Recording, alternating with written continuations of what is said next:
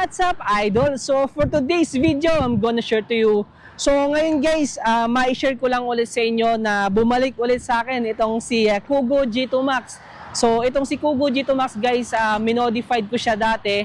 So meron akong videos nito ng part 1 and then yung part 2. So ngayon guys naman, ang ginawa ng ating kliyente, so ibinalik niya para i-upgrade naman natin yung kanyang suspension. So to be honest sa inyo guys, yung stock suspension nitong si Kugo G2 Max, talagang sobrang tigas niya. So yun yung unang naging impression ko nung ginamit ko to.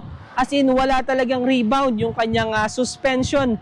So na-check ko yung kanyang suspension, nasa 2,000 pounds yung nakalagay sa kanya na 125mm. So which is talagang hindi magpi-play ang suspension kapag ganon katigas na 2,000 pounds yung gagamitin. Lalong-lalo na sa 125mm kasi yung play niya sobrang igse. So kaya medyo na-disappoint ako nung una kong nagamit itong si Kugo G2 Max na hindi maganda talaga yung rebound nung kanyang suspension. Sa video na to rin guys, itetest natin or itatry natin yung pinakang top speed niya para at least ma-share ko sa inyo yung upgrade na ginawa natin dito na 52 volts na supply and then stock motor hub and then nagpalit din tayo ng controller ng Blade 10. So hindi ko sigurado kung ilan yung marireach ko sa top speed, pero i-try din natin. And then ang ginawa din natin guys, in-upgrade natin din itong pinakang throttle niya. So yung throttle niya dati guys is trigger type throttle na damaw display. Pero since nagka-problema sa spring, so nagma-malfunction na yung performance ng trigger type na throttle. So kinonvert na natin siya sa pinakang thumb type throttle. So ginawa natin siyang 300X throttle. So ngayon guys, i-review din natin siya para ma-share ko sa inyo yung performance, total performance itong si Kugo G2 Max. So ngayon naman guys, i-try natin siya sa maximum speed na single motor. So rear motor lang yung gumagana. So i-try lang din natin kung ilan nga ba yung kakayanin niyang top speed.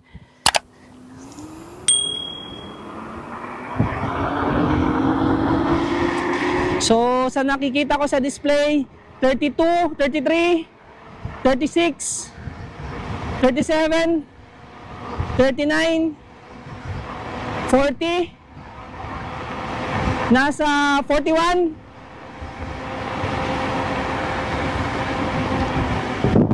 So yun guys, kapag single motor naman guys na gear 3, nasa 41 km/h sa GPS. So nasa mga 38 km/h sa GPS yon. Okay, so ngayon guys ay i-try natin siya sa maximum speed.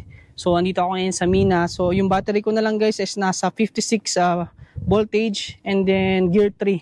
So i-try lang natin siya sa top speed.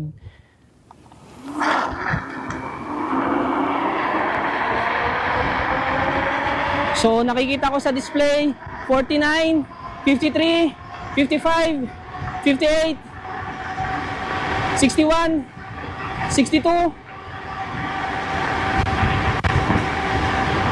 Nasa 62 km/h ang top speed niya guys.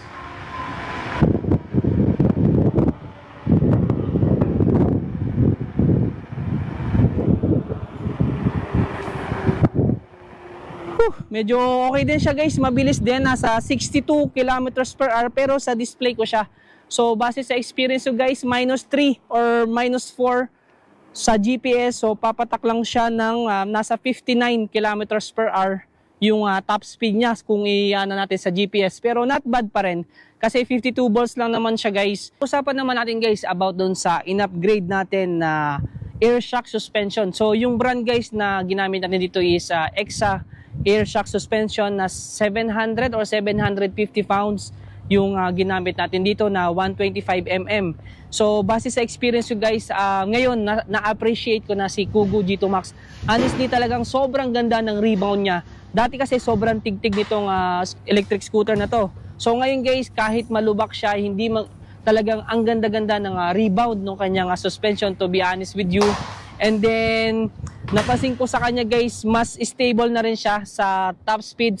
And then pag-usapan din natin guys about dun sa in-upgrade natin na 300X throttle. So kinonvert natin yung trigger type throttle sa 300X thumb type throttle. So napansin ko guys, mas lumakas yung kanyang torque power At the same time, mas smooth na siyang gamitin or mas comfortable na siyang gamitin. Mas na-appreciate ko na ngayon si Kugo G2 Max. So mas maganda na yung kanyang performance.